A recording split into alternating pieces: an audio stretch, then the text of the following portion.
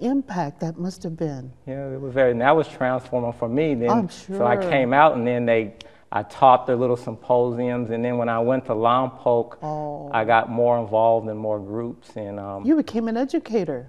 Oh yeah, I created some of my own classes. I developed a Develop Your Self-Potential class. Really? And then I also I was like the assistant instructor in the vocational computers.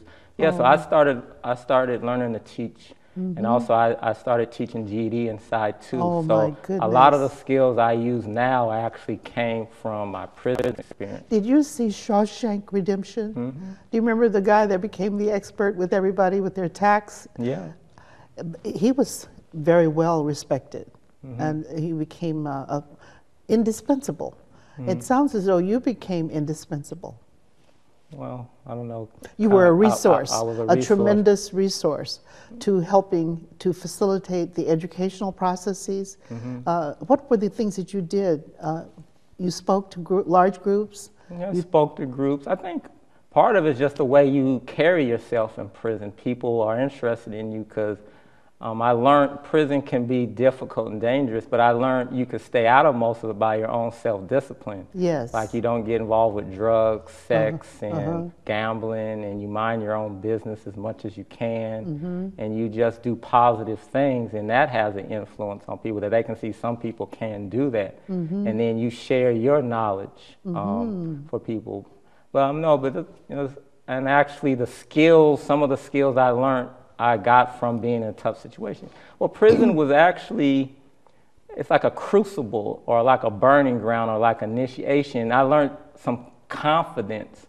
Like getting shot, I knew I wasn't afraid to die, but I shouldn't die because I had something to live for. But in there, I knew I could deal with difficult situations without resorting to violence. Because I tried to practice what I preached. I never got into a fight or physical conflict in all those years of prison. Now, it was close, though. I've been through riots, I've been through people messing with you, getting in your face, and stuff like that, but you gotta learn, you can learn how to deal with it. How did you learn not to fight? Well, because it's like a line you walk. You can't be afraid and you can't be too aggressive. Right.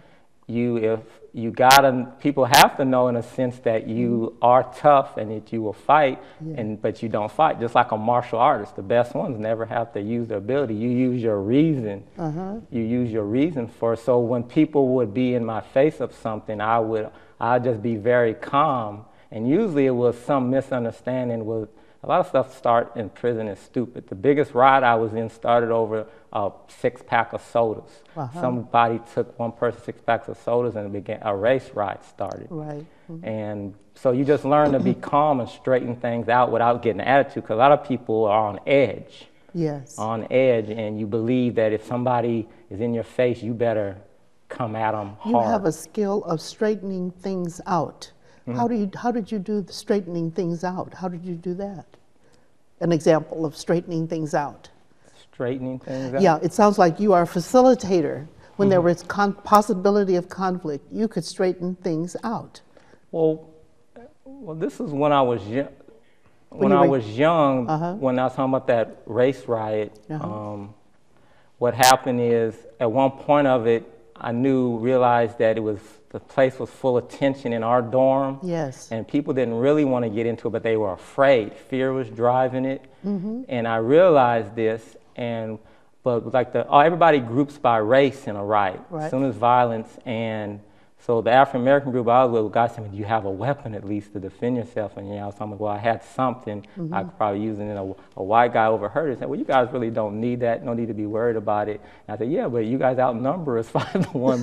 But that came to mind. And then I thought, "But yeah, you're right. You're right." So when I went out after he said that, I went around the dorm and called a conclave. I said, "Let's get together and decide that we're not going to mess with each other, and no violence, and nobody has to be afraid." And I knew the leaders of all the little factions, so we all got together, discussed it, and decided, yeah, we don't need to be up on edge like this. Yes. So that is something you can do. You just got to listen sometimes to other people and step forward and do it, and you can make a difference. Well, this to me is really teaching, mentoring, and learning. This is a true example of how you did it. You facilitated a process that resulted in peace or settling the differences. Yeah. People were able to live without conflict. Yeah, right now, though, see, that's, I think, what's missing with people coming out of prison or people coming out of the hood. Right.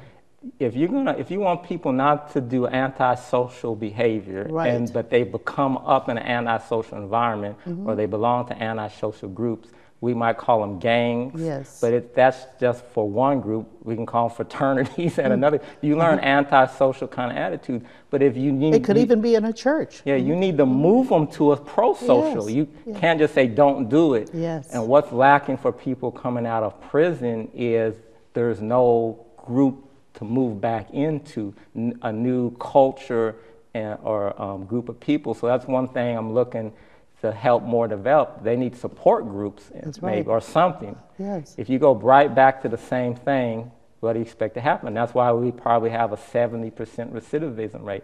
Human beings need social support. That's no right. matter how big and tough they look. That's right. We need it or we don't do well. Now, the pro-social, you use that word. I had heard about that with the Alameda County, something called pro-social. So what does that mean when you say pro-social approaches? Well, that means doing things that are benefit to other people. Yes. I try not to you can talk about antisocial, pro-social, you might think about supporting society and its conventions and systems. Focus mainly on people. Yes. Social is people. So doing things that are antisocial are things that harm others. Pro-social is things that benefit and help others, help them work together in harmony as a community. That makes me think of a question I asked you before we started the show. What motivates people to change? And I think it probably is pro-social behaviors coming at you, and it makes you want to maybe try that out as well. So it's maybe something that a person has never tried before, right. But they see an example of it and they like what they see.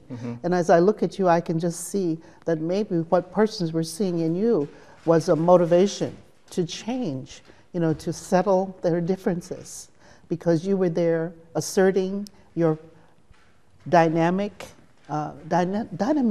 something that came from inside of you that created a harmony. That's amazing.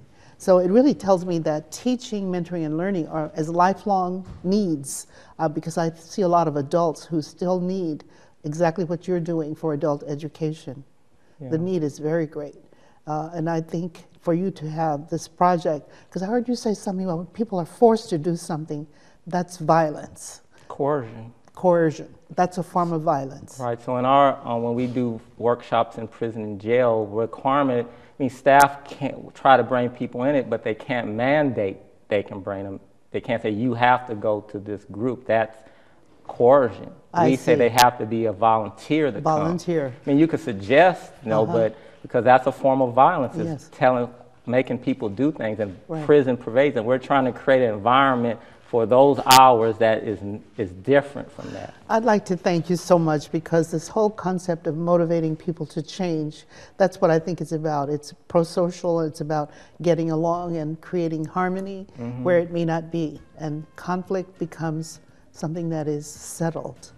The differences are negotiated, and there's respect. Respect. And I think that's really what I see. Malcolm X had it, and as I look at you, I think about Malcolm X. Respect. Thank you so much. Thank you for having me here.